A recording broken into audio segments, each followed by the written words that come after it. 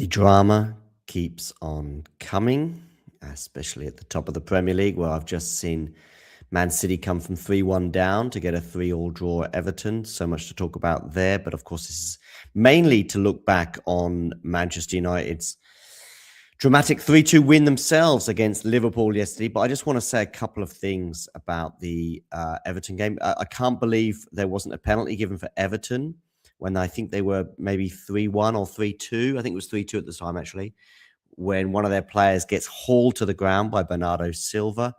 I think the excuse was that the ball wasn't live at the time. But does that mean we can just push people over?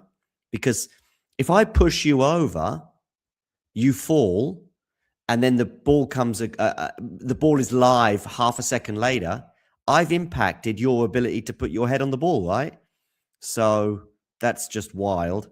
There was also a point when Donnarumma comes forward at the corner, and I thought Everton could have and should have put more pressure on the Man City defender to then hopefully chase it down and get a fourth to make it 4-2 and kill the match.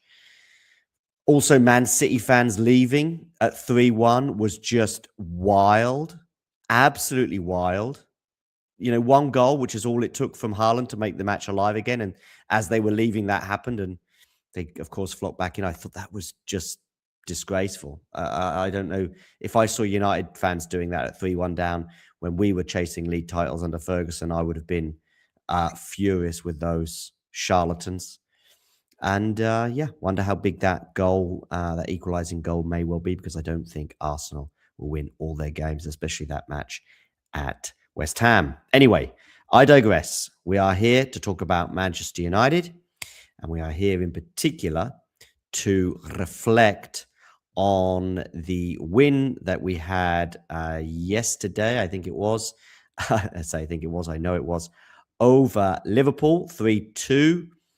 I've actually got the highlights playing right now in front of me, albeit with German commentary, maybe just to remind myself of certain passages of play. We got off unbelievably well. I thought Sesko probably, regarding the second goal, probably fell over a bit too easily in the passage of play that led to his eventual goal. He obviously also got a bit lucky with the ricochet. I don't think it touched his hand. What's his name? Arne Slot thought it did, but there's nothing conclusive in there that suggests it did touch his hand. We don't see any change of directory or anything visible there. So, yeah, but I do think he probably should have done better, Sesko, in terms of the first chance he had. I couldn't believe how he missed that, and he sort of was easily brushed off the ball. I don't think it was a foul.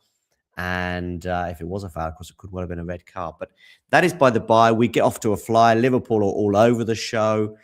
They are missing players. I didn't like what Jamie Carragher said, though, when he said that you were at full strength. No, we weren't. We were not at full strength. Dorgu is still coming back to full fitness. He's not 100%. And I actually thought his performance when he came on was so-so, let's say. Yeah, I know. I think we scored shortly after he'd come on, but nothing to do with Dorgu. But also, of course, we were missing our first choice centre-half pairing, which in my opinion is Martinez and De Ligt. So we were anything but at full strength. But Liverpool all over the show, they were obviously missing quite a few players, including a couple of goalkeepers, which I think probably does help us a little bit, particularly with that second goal. The first one, of course, was Cunha having a first strike that got blocked, and then he scuffed in the next one, but we didn't care. 6 minutes on the clock and we're in front.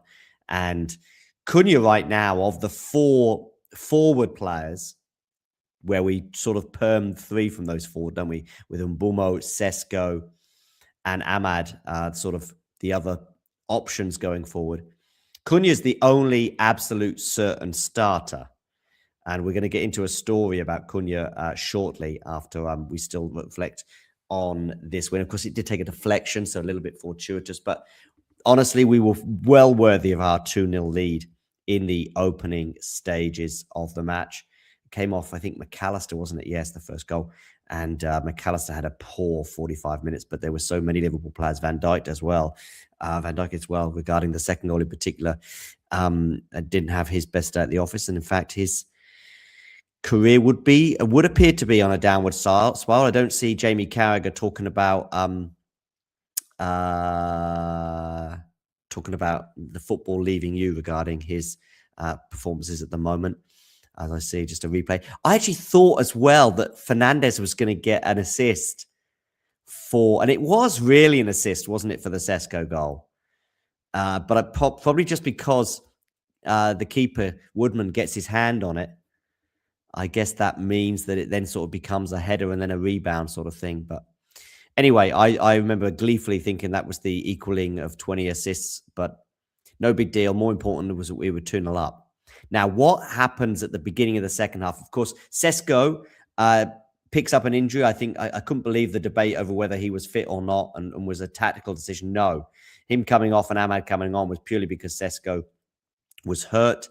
And Ahmad, unfortunately, from his perspective, has a pretty horrid spell off the bench, particularly the first couple of minutes when he gives the ball away that ultimately sees Liverpool get back to 2-1. The goal from Liverpool, by the way, reminded me very much of Gareth Bale's his run and goal when he scored for Spurs in a 3-2 win in September, I think it was, 2012. Ultimately, it proved immaterial in terms of the fact that we went on to win the league that year. But there was actually a lot of similarities with matches from the Ferguson era.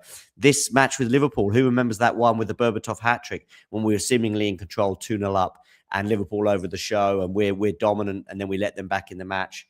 And they get back to 2-2, and you're like, oh my goodness. And we were struggling yesterday, I thought, at 2-2. I think for that 20 minutes, we'd lost control. Liverpool suddenly looked good. Of course, the goals did come from errors. I mentioned Ahmad, but also I think maybe Maguire doesn't cover himself in glory either. I think overall Maguire, and he even had great matches at centre-half, but didn't cover himself in any glory, did he, Maguire, regarding that goal. But there was an incredible block from him with his face at one point, which was also pretty incredible. But yeah, then the second goal is mainly Lammens. We all kind of forgive him because I think it's the only clear mistake that Senna Lammers has made leading to a goal all season in what has been an incredible year. He's been solid at times. He's also been spectacular, I think. Some people have been not highlighting his spectacular saves, but I thought in some of the matches, for example, against Brentford and Everton, I thought he was really, really beyond just stable. I thought he was excellent in those matches. And yeah, first big mistake. There have been goals from distance. I'm thinking about the Everton one at home. And maybe that wasn't right in the corner. Maybe Zams could have done better. But this was the only clear-cut one where he was like, yeah, that was obviously his fault where he gave it away. But we forgive him for that. It is a part of our game where we're trying to progress the ball from the back, etc. And it is what it is. It gets to 2-2, and the momentum is all with Liverpool. And at that stage, this incredible record that we have dating back to 1984, I think it is, when we played Ipswich and we were up at halftime before eventually losing. That record now, which is 42 years old, was very much under threat as I was just seeing Sesko as well limping. It was so clear. There were some people speculating, I can't believe that's a tactical decision. I'm just seeing Sesko limp. I saw that as well when at halftime. It was like clear that Sesko was injured. He wasn't going to be brought off for tactical reasons. Sesko had a pretty good game. I was critical of him in terms of not being able to put away his first chance, but he did hold the ball up very well. And yeah, fingers crossed he can get more goals before the season's out. 3 games to go. I want us to get 3 wins from those 3 games, if I'm honest. I want us to get as many points and finish as high at the table as we can. Second, by the way, as a result of Man City dropping points tonight, is still alive. But basically, I think Man City would just need 2 draws, given their unbelievable goal difference from their final 4 games to do it. If they'd lost tonight, maybe there would still be a glimmer of hope. But I think a draw should at least get them second. And who knows, may even get Man City the league. But that is a story for another day, as I just see a very cold, in terms of warming up, cold, not being ready for the game. Ahmad there. And yeah, Dallo a bit unlucky, closes Szoboszlai down, but it goes through his legs, and Lammens no chance to seeing the 2-1 goal. I'm also now going to see the passage of play that leads to the 2-2, which just, I was actually not even paying attention. Maybe that's exactly what We were at sixes and sevens as well for this first 15, 20 minutes, but I do think Liverpool were playing much better at this stage. And at 2-2, given that record I was just highlighting, it was 50-50, wasn't it? In fact, possibly even Liverpool in the ascendancy. And I was thinking, you know what? Both clubs might take a draw here. We would have still been obviously 3 points ahead. What a take from the air from Bruno that set up the flicked back heel Lee Sharp-esque from Mbuma, which ultimately wouldn't have counted anyway because it was offside. But I thought Bruno, despite not getting an actual assist yesterday, still was phenomenal. And yeah, I'm just seeing the Senna Lammens mistake for the Gapco equaliser. Just a horror show. But it was more than just I know we talked about some individual errors here leading to those 2 goals. That opening 20 minutes, we were very poor. I remember Luke Shaw diving in and getting a yellow card. And yeah, I don't know how Lammens even does that there. Anyway, it is what it is, 2-2. There was going to be a phenomenal twist a la Berbatov in 2010 as well from Kobe Manu. And my initial reaction was just, what a finish from Kobe Manu. Just stunning from the midfielder, who, of course, has just recently signed a new contract. I saw people talking about his performance against Brentford, but I actually think his performance against Chelsea was possibly his best in a United shirt in terms of carrying the ball forward.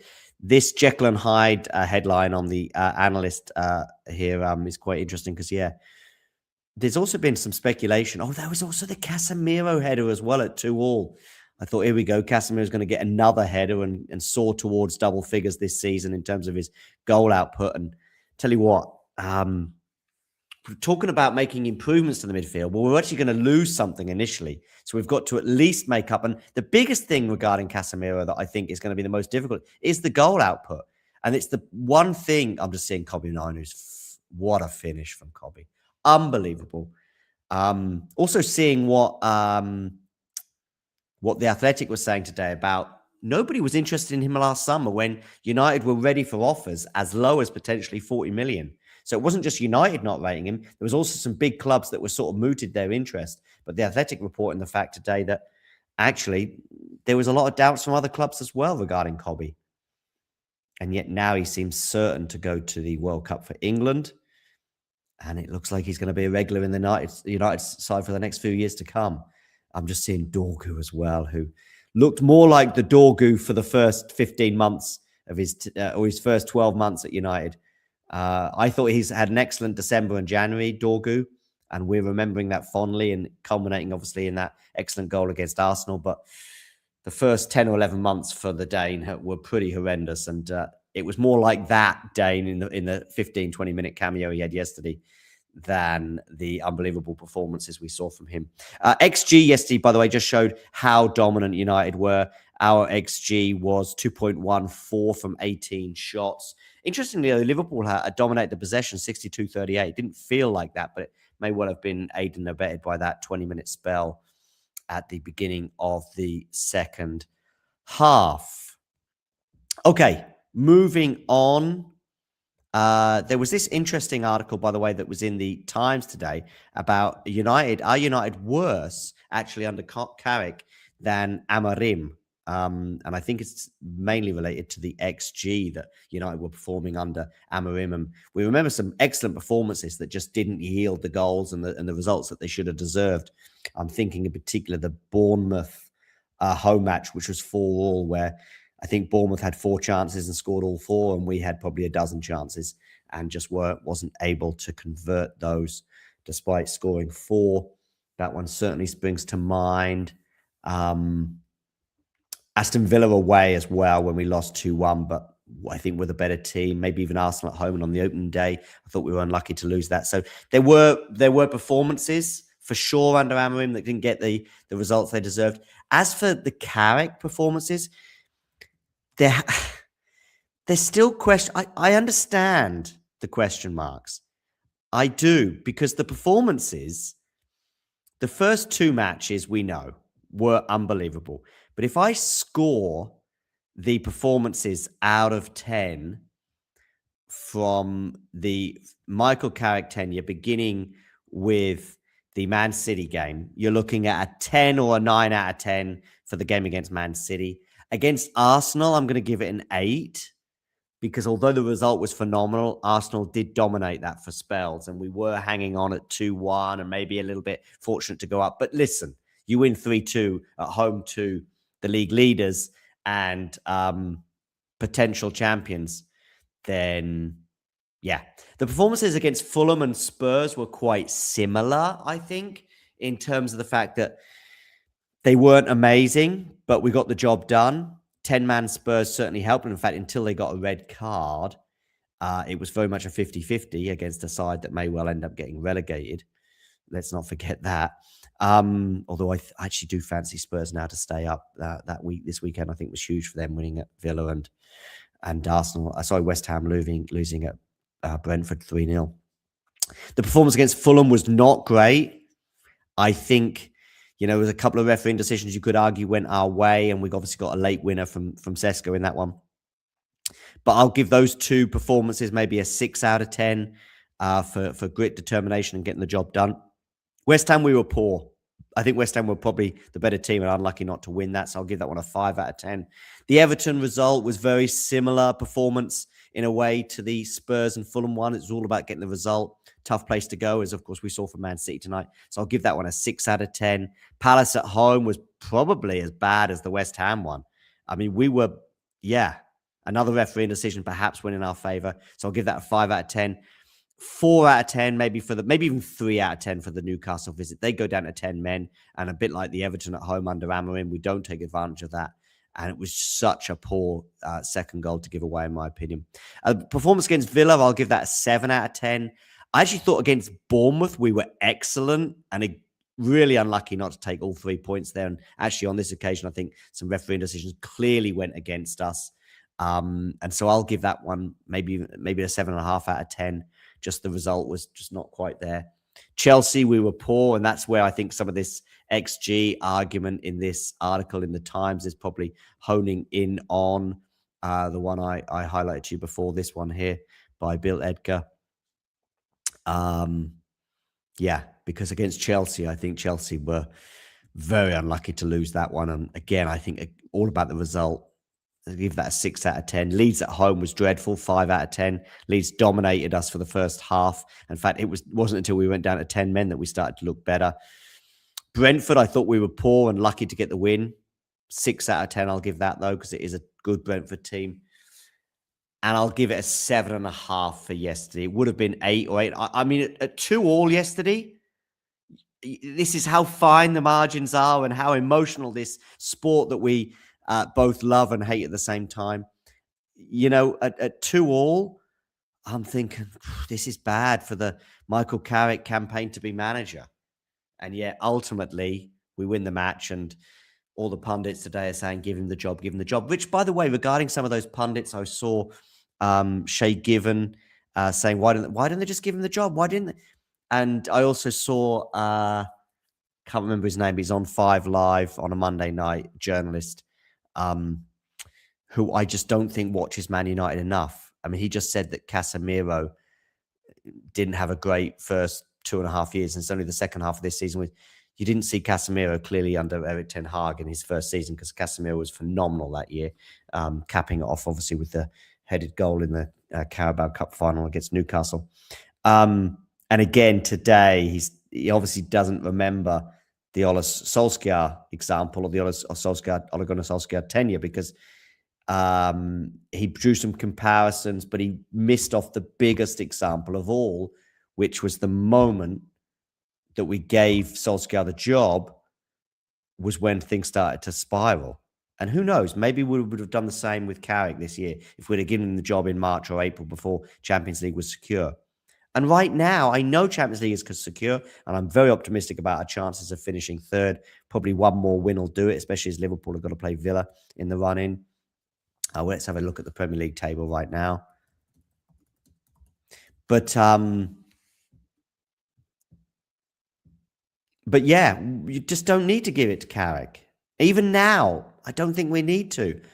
I personally would be fine with any of these three: Enrique of Paris Saint-Germain, Iraola of Bournemouth, and Carrick as well. I'm fine with any of those three getting the job. I think they're all out, they would all be able to join up and do a full preseason with us, etc. Unlike a manager that's coaching the World Cup, i.e. Ancelotti, Tuchel. Some of these have signed contracts or about to sign contracts, perhaps in the case of Ancelotti. And we're going to come to Ancelotti in a moment as well regarding a Cunha story that I want to get to.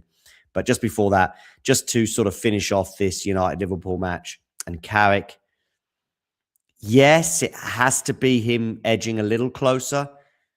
But I do understand I think it's 28% of United fans said no to Carrick. I'm a sort of yes.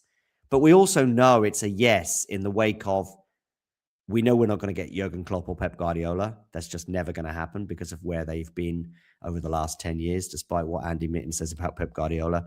Potentially coming to United during his tenure at Man City. So we know that. Those are elite candidates. And we also know that Enrique is unlikely to be able to be prized out of Paris. And so in the absence of those three, we're then going, you know what? I guess Carrick, yeah, because who else is there? Iraola. Well, then you're going quite a jump, aren't you, from Bournemouth, who've sort of stepped up year on year under Iraola in terms of the fact I think they finished 12th, 9th, and now they're in 6th.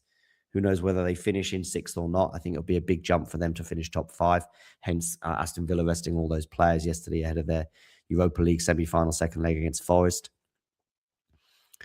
But yeah, Carrick's in pole position. I do see Carrick more as a figurehead than a coach. I think a lot of the coaching, of course, will be done by other people nearby, especially Steve Holland.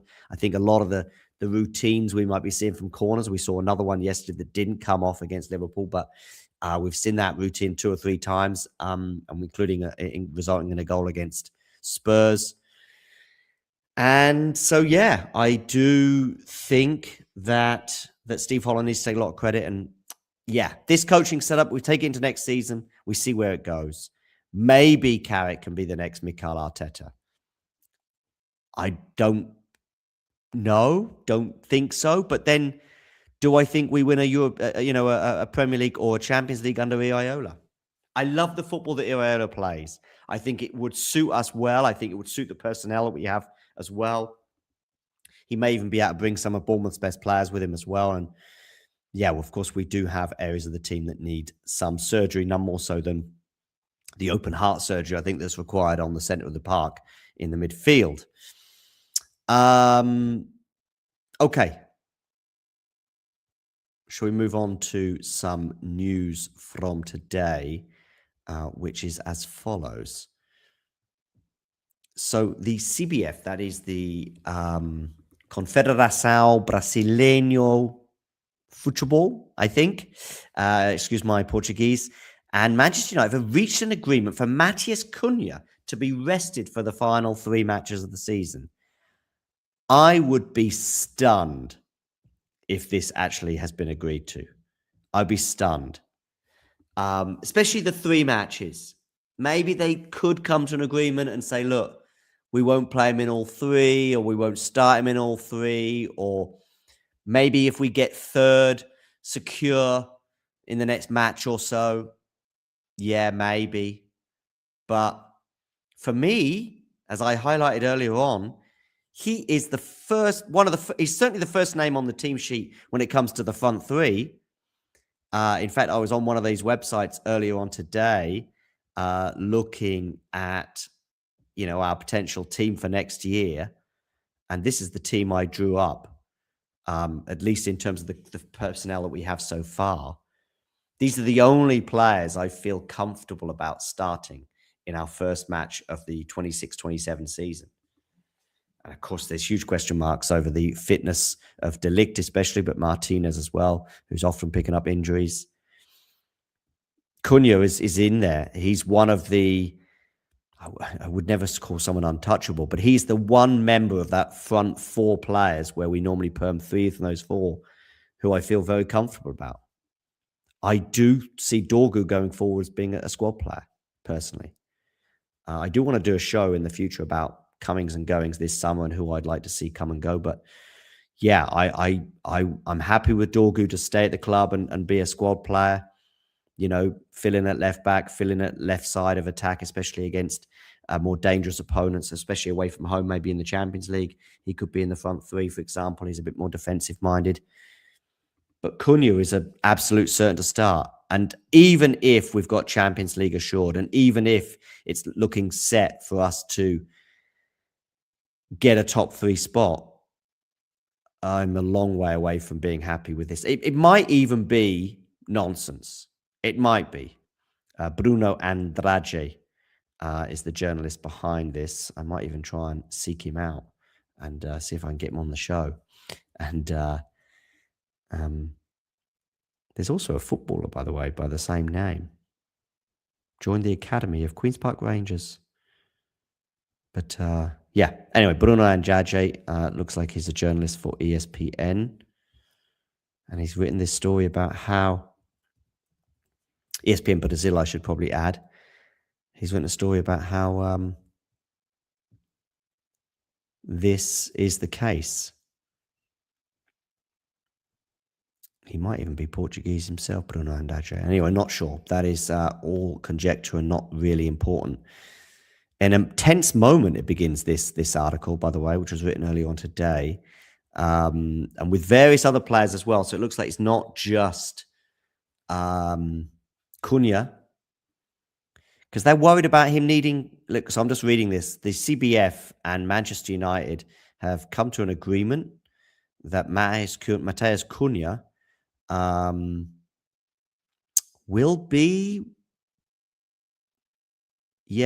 rested for ahead of the World Cup for the causa de Copa do Mundo. Copa do Mundo is World Cup in Portuguese.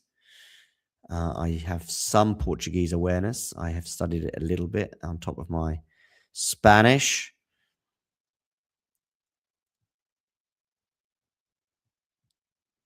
Matheus Cunha, who's, certainly going to be in the squad. Certainly going to be in the squad. Also one more thing I want to, of course, talk about is Alex Ferguson going to hospital ahead of the match yesterday.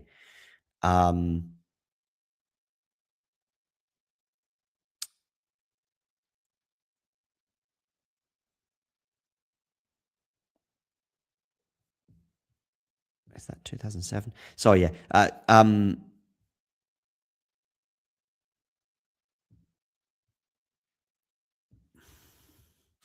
Yeah, sorry.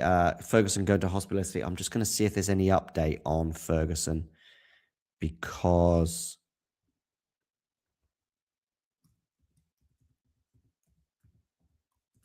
I know he went to hospital, but people seem to be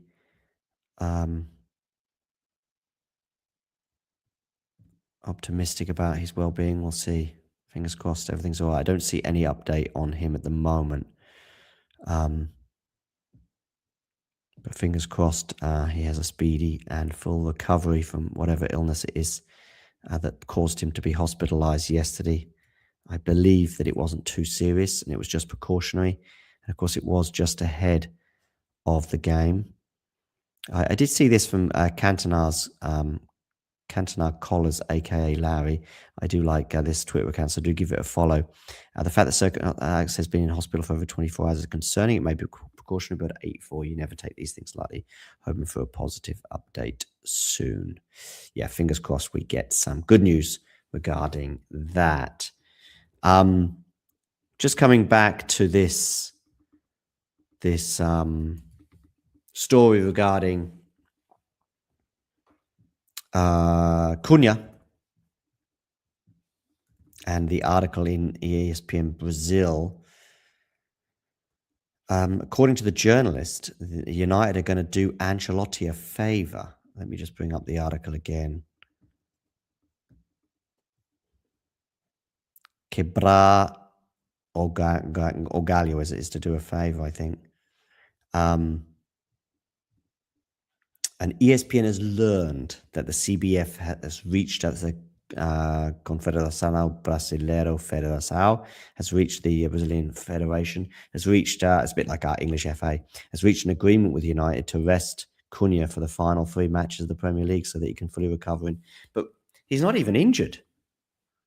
I mean, that's the thing. Yeah, rest him, but and recuperate from an arduous season. But we only played 40 matches in all competitions because we weren't in Europe, and we went out of the Carabao Cup and the FA Cup at the first match of asking. So yeah, bizarre and could be BS. I wouldn't be surprised if we do mix things up in the final few games. I think maybe Carrick will do that in the last game of the season, or maybe the penultimate game.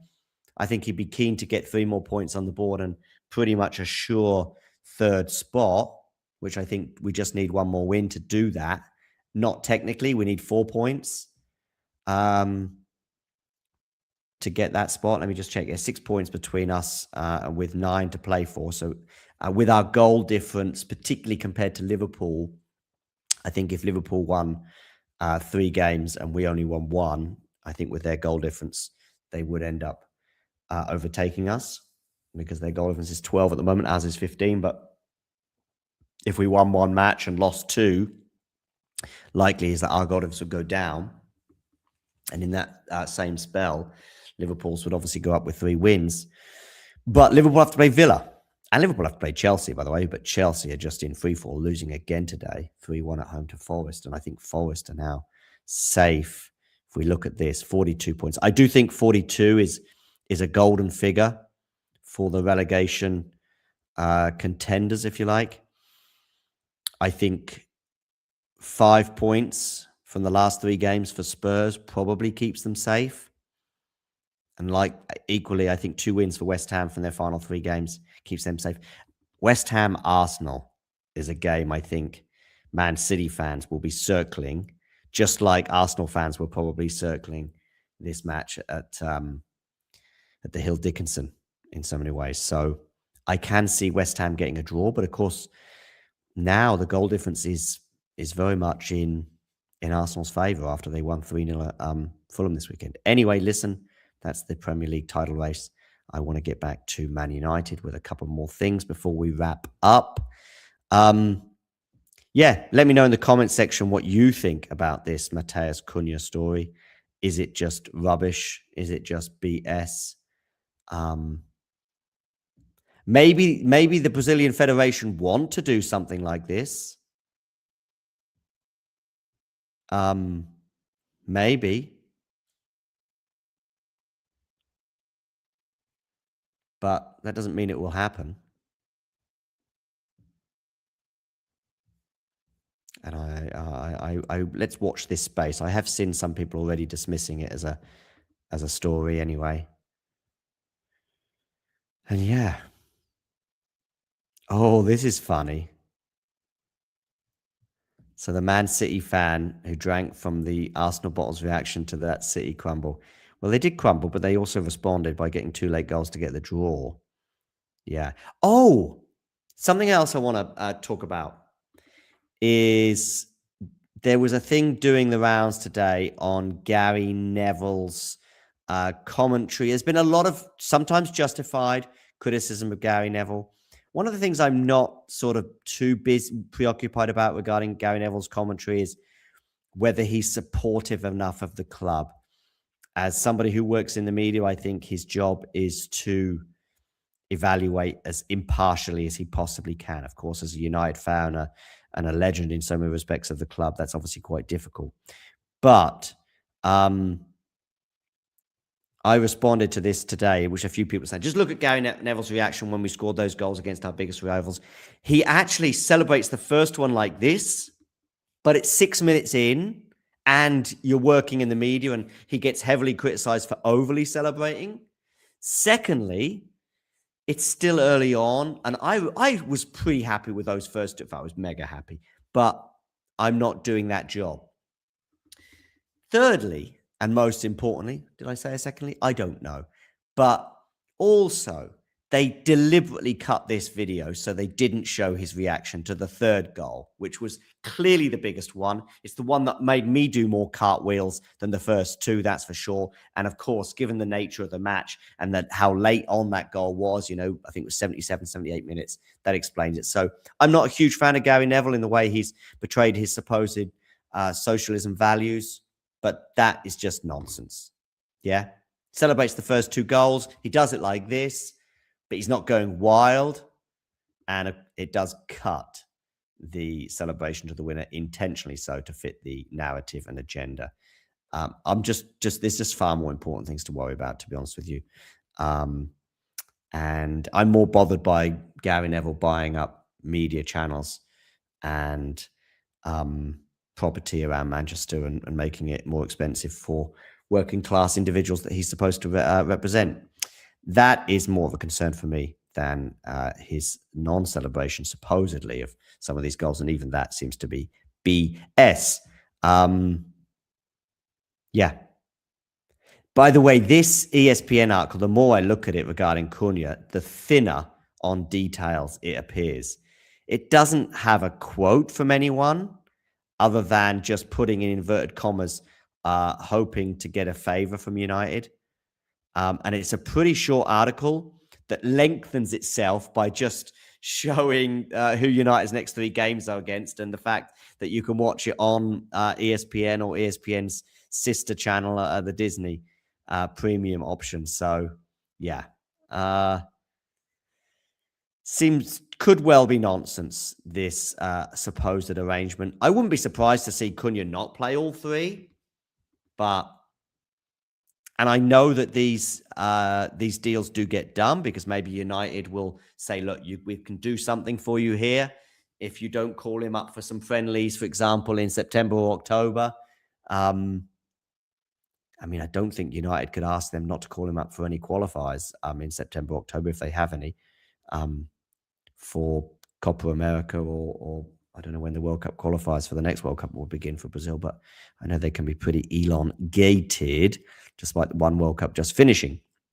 Anyway, let's move on. Anything else on the agenda for today? We spoke about Carrick. We spoke about this Cunha weird deal. Champions League qualification secure, United beating Liverpool and all that jazz. I do want to do a show, but not tonight, I don't think, regarding the futures of some of United's players, and some of which will be, some of which you'll agree with me, some of which you won't, I'm sure. Just looking at United squad right now, Onana, of course, on loan.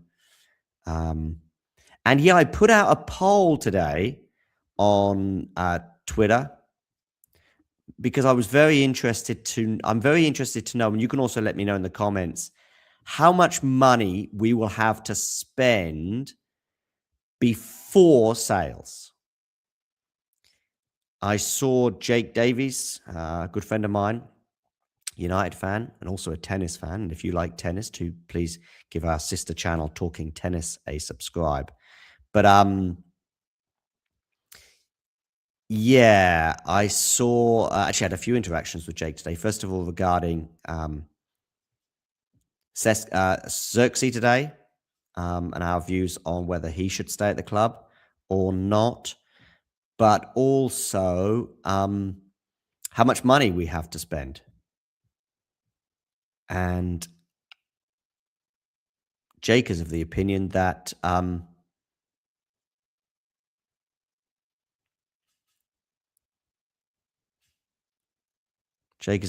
we have about 200 million. I am of the opinion that we probably have something nearer 150 before sales.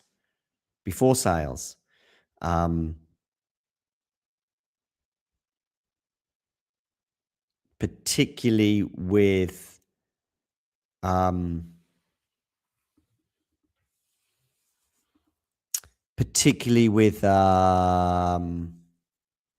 when we sell some players, it would probably be 250, because I do think that some of, if not all, of Xerxes, Ugarte, Højlund, Rashford will go. Plus, of course, the Sancho and Malacia and Casemiro coming off the books in terms of their salaries will be huge. I think Bayern Deer might be sold as well. Maybe Tom Heaton let go. I know these are only just very small ones, but I think Bayern Deer is still contracted, so he would get a fee. Yeah. Mason Mount, I would keep him probably, but I saw Gary Neville suggesting maybe his time is up at United, and he's obviously on a huge salary. Yeah. So those are players. Jadon Sancho as well. If I didn't mention him, then he'll obviously be off the books. Even Mason Greenwood, I think we've got a 50% sell-on clause there. So if Marseille sell him, we might get, who knows, if they sell him for, say, 50 million, we might get 25 million, we might get more.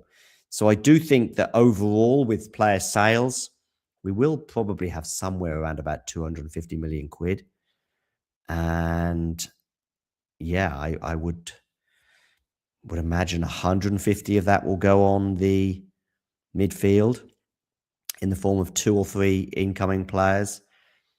And then we'll have 100 million maybe for a left back and I would like to see a forward player in. I've heard Gary Neville, I've heard many people talk about centre backs. I don't think we need a centre back. Just don't think we need one at all. Now we've gone from a 3 centre half scenario to a 2 centre half scenario. Even when we have, our best 2 centre halves, in my opinion, in the form of De Ligt and Martinez absent, we've still got Maguire, who's obviously extended his contract, and we've got Heaven, who's just playing really, really well at the moment. And looked a bit nervy early on in the season in 1 or 2 of his appearances, but now looks very much at home in that back four. And against Chelsea, he was marvellous. And against was against Chelsea, did he play? I think it was against Chelsea. Shaky first few minutes there, but Chelsea, Brentford, and then again against Liverpool, he was fantastic. He's not certainly to blame for those 2 goals that went in, for maybe some more experienced colleagues. But yeah, I don't think we need that. And we've still got yet Lenny Yoro. Jury's still very much out on him. I have got a lot of doubts about Lenny Yoro going forward, but I do think we should pursue with him for at least another year. I think it would be too quick and too premature to call that one done and sell him on, because I still think there could be a fantastic player there. And I want to give it another shot, let's say, for another year, and then we'll see where we're at. But that's 5 centre halves. And that's before you factor in the fact that Mazraoui and Luke Shaw can also do a job if we're desperate there. I would rather not play those 2, but we might have to as if we get cautious. But it's just very unlikely that we're going to have 3-4 centre halves out. I know it happened to us recently, but we still managed that. And I don't think it's worth spending some of that budget that we need for, far more importantly, for left back, I think, and especially maybe, I actually think even left back is not, with Dorgu and Shaw, we'd be all right. I think Dorgu and Shaw will be okay for the season. But yeah, sure. There's other players as well that I think could improve us down that side. I also think in terms of our attack, I'd probably be more keen on a right-sided forward or an alternative to Sesko, someone who could play maybe right side of midfield. I've seen Morgan Rogers again linked with us this weekend. Of course, he can also play in the number 10 role, but that would be after I think Bruno leaves, and fingers crossed that won't be for another year or 2. I'm also just sharing this caption regarding JJ Gabriel. JJ Samuel was a centre-half. Lloyd Samuel was a centre-half of Villa, I think, about 10 or 15 years ago. JJ Gabriel, who in the under-18 Premier League has got 22 goals and is, I think, going to be old enough to be upgraded to the first-team squad next season. And I think that is going to happen. I'm not saying he's going to get too many starts, possibly even none in the opening passages of the season, but who knows, maybe some minutes in a Carabao Cup match or 2. Fingers crossed we can at least win a Carabao Cup match next season. So yeah, that is something to look forward to. As I say, I'm going to do a much deeper dive in the near future on the squad of who I would like to see come and go and the makeup of that squad for next season. But JJ Gabriel would certainly be in that squad for me. Okay, thanks for joining. In the meantime, make sure you hit the like button. Make sure you subscribe. We're going to have loads more content coming your way as we get through this season. Some more reflections on United history and stuff. I feel as though I'm quite well versed in that, given my age. And also, of course, you can get a copy of Even the Defeats, how Sir Alex Ferguson drew inspiration from losses to inspire some of our greatest triumphs. That is available in all good bookstores and Amazon. So do check that out. And yeah, we'll do lots more episodes looking at both the past, present, and future. In the meantime, once again, like and subscribe. Oh, and follow us on X or Twitter, whatever you want to call it, at Talking United TU, I think it is. Yeah. This is our very amateurish looking Twitter page. Anyway, you know the drill. Take care, everyone. Bye-bye.